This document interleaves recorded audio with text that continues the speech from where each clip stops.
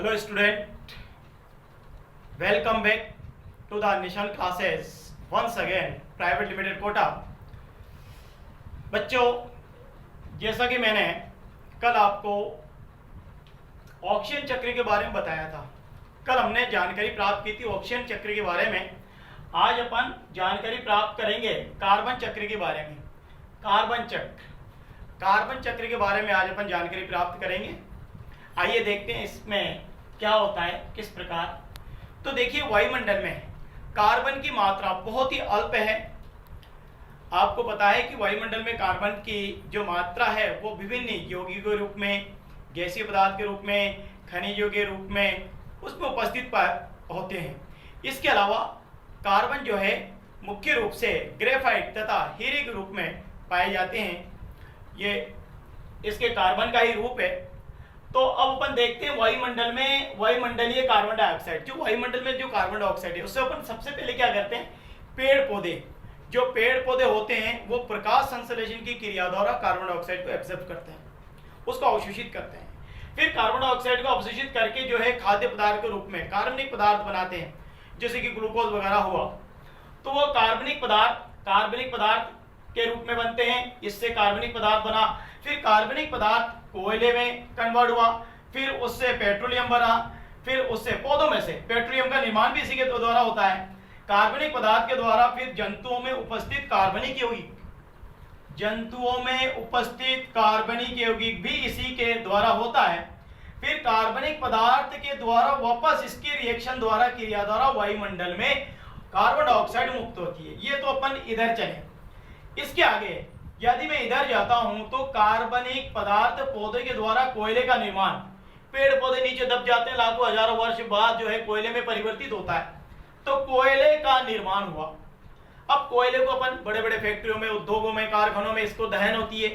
तो जब कोयले को अपन जलाते हैं उष्मा के लिए, या अपन यूं कह सकते हैं जीवाश्म ईंधन के रूप में, तो इस कोयले के दहन से भी कार्बन डाइऑक्साइड, दहन क्रिया द्वारा कार्बन डाइऑक्साइड वापस वायुमंडल में जो है वापस मुक्त होती है, वायुमंडल में फिर पुनः पहुंचता है।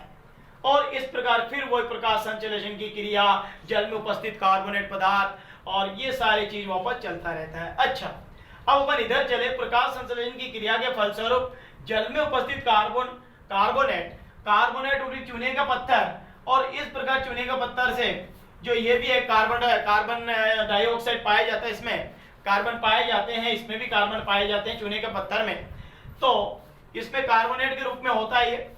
उसके बाद फिर चूने का पत्थर से इस पे जो वायुमंडल में इसके रिएक्ट करके वापस वायुमंडल में कार्बन डाइऑक्साइड मुक्त होते हैं। इसके बाद अपन क्या करते हैं, जैसे कार्बनिक पदार्थ से पेट्रोलियम का निर्माण हुआ, जीवाश्म ईंधन, तो पेट्रोलियम के दहन से जितनी भी गाड़ियां वगैरह, विकल्प वगैरह है, तो इनमें भी जो है कार्बन डाइऑक्साइड का निर्माण होता है और वायुमंडल में मुक्त हो जाता है। ये हो गया आपके कार्बन डाइऑक्साइड का।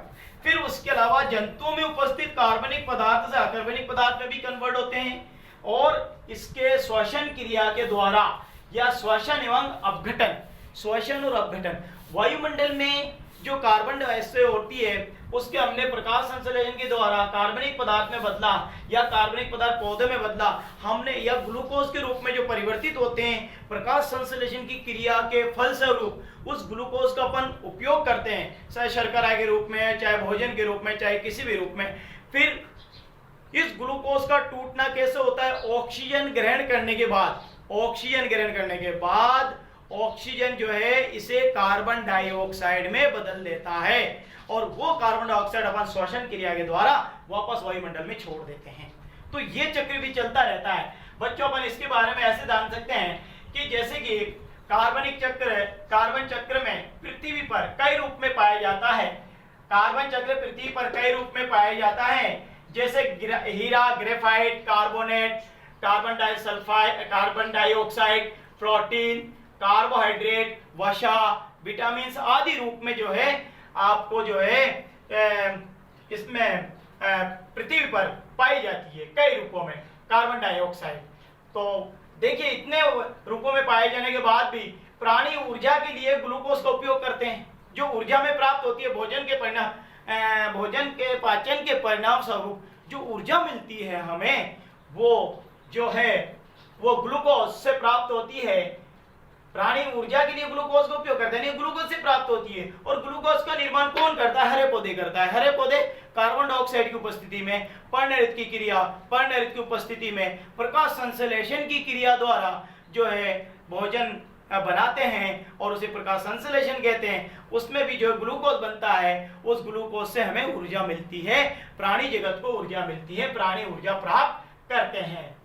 अच्छा, श्वसन क्रिया के द्वारा जो ग्लूकोज कार्बन डाइऑक्साइड में बदलता है और इसमें ऑक्सीजन का अहम भूमिका है तथा कार्बन डाइऑक्साइड पुनः वायुमंडल में चली जाती है। हम नासिका द्वारा उसको जो है छोड़ देते हैं। श्वसन क्रिया के द्वारा ऑक्सीजन का अवशोषण करते हैं तथा कार्बन डाइऑक्साइड को वायुमंडल में पुनः छोड़ दिया जाता है। कार्बन डाइऑक्साइड CO2 के रूप में अपन वापस वायुमंडल में छोड़ देते हैं, ये श्वसन क्रिया के द्वारा। श्वसन क्रिया और अपघटन, अपघटन पाचन। अच्छा, इसके बाद क्या करते हैं कि इसी प्रकार और भी कई रूप आप देख सकते हैं। जैसे कार्बन डाइऑक्साइड गैसीय अवस्था में पाई जाती है, गैसीय अवस्था में CO2, इसका सूत्र होता है CO2, कार्बन डाइऑक्साइड का इसका सूत्र CO2 होता है। ये जो अपने मूल रूप में हीरा और ग्रेफाइट के रूप में पाया जाता है। कार्बन का जो रूप है, ये इसका मूल रूप जो है पृथ्वी पर कार्बन का जो मूल रूप है वो हीरा और ग्रेफाइट की अवस्था में पाए जाते हैं। अच्छा, गैसीय अवस्था में रूप में कार्बन डाइऑक्साइड के रूप में पाए जाते हैं। कुछ खनिजों के रूप में जैसे कार्बोनेट, हाइड्रोजन कार्बोनेट के रूप में पाया जाता है। जबकि सभी जीव कार्बन या जीव स्वरूप, जीव रूप कार्बन पर आधारित, जैसे कि प्रोटीन हुआ, कार्बोहाइड्रेट हुआ, वसा, न्यूक्लिक अम्ल, विटामिन पर आधारित होते हैं। बहुत सारे जंतुओं में बाहरी आवरण और आंतरिक आवरण भी, बहुत सारे जंतुओं में बाहरी आवरण और आंतरिक आवरण भी कार्बोनेट लवणों से बने होते हैं। तो बच्चों देखा आपने कि कार्बन जो किस प्रकार के कई रूपों में पाया जाता है। अच्छा, फिर प्रकाश संश्लेषण की क्रिया में जो सूर्य की प्रकाश की उपस्थिति में भोजन बनने की क्रिया होती है, पर्णहरित की उपस्थिति में हरे पौधे जो बनाते हैं भोजन, उसमें जो जल जो ग्रहण करते हैं, जल में घुले हुए ऑक्साइड को ग्लूकोज में बदलता है। जल में घुले कार्बन डाइऑक्साइड को ग्लूकोज में बदलता है। वायुमंडल में या जल में घुले हुए कार्बन डाइऑक्साइड को ग्लूकोज में बदलता है। ग्लूकोज आपको पता है, ग्लूकोज का सूत्र होता है C6H12O6।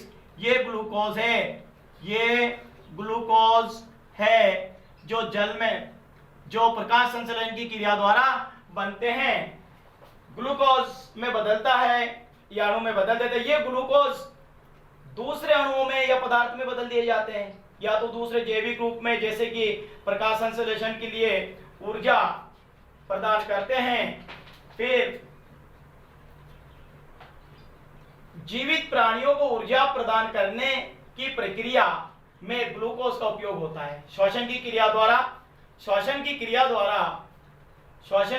द्वारा ग्लूकोज को कार्बन डाइऑक्साइड में बदल दिया जाता है। ऑक्सीजन का प्रयोग भी होता है इनमें, और कभी नहीं भी हो भी सकता है, नहीं भी हो सकता है। यह कार्बन डाइऑक्साइड पूरे वायुमंडल में चली जाती है और इसी प्रकार ये कार्बन चक्र के रूप में ये कार्य करते हैं। वायुमंडल के कार्बन डाइऑक्साइड को लेकर अपन विभिन्न क्रियाओं के माध्यम से वापस पुनः कार्बन डाइऑक्साइड को वायुमंडल में मुक्त कर देते हैं। तो बच्चों, इस प्रकार कार्बन श्रृंखला एक जटिल प्रक्रिया होती है और इन्हीं के कारण आपको पता है कि उद्योगों में वृद्धि के कारण, औद्योगिक क्रांति के कारण वायुमंडल में कार्बन डाइऑक्साइड की मात्रा दुगनी हो गई है। ये एक चिंता का विषय है। हमारे जो है ग्लोबल वार्मिंग भी इसी के कारण है। दिन प्रतिदिन धरती की जो गर्मी जो है वो बढ़ रही है। तो ये सारे चक्र के होने के बावजूद भी इस प्रकार के, क्योंकि आधुनिक समय में कार्बन डाइऑक्साइड का उत्पादक इतना होने लगा है, बहुत ही अत्यधिक है। तो आप और हमने कार्बन चक्र के बारे में जाना कि इसे पेड़ पौधे किस प्रकार उपयोग में लेते हैं और जीव जंतु किस प्रकार जो इसको मुक्त करते हैं वायुमंडल में, और कार्बन डाइऑक्साइड को भोजन बनाने में उपयोग में लेते हैं, भोजन को हम ग्रहण करते हैं और अपन वापस जो है कार्बन डाइऑक्साइड के रूप में छोड़ते हैं। फिर इसमें कार्बोनेट के रूप में होते हैं, चूना पत्थर में कार्बन पाए जाते हैं, पेट्रोलियम में कार्बन पाए जाते हैं, अपने वसा में कार्बन पाए जाते हैं, भोजन में पाए जाते हैं, प्रोटीन में पाए जाते हैं, कार्बोहाइड्रेट में पाए जाते हैं। तो इस विभिन्न अवस्था में वापस इस प्रकार जो है श्वसन और अपघटन की क्रिया द्वारा और दहन की क्रिया द्वारा वापस वायुमंडल में कार्बन डाइऑक्साइड मुक्त हो जाती है। तो आज इतना ही, बाकी फिर मिलेंगे आपके साथ। तब तक के लिए धन्यवाद। सुरक्षित रहिए और खुश रहिए।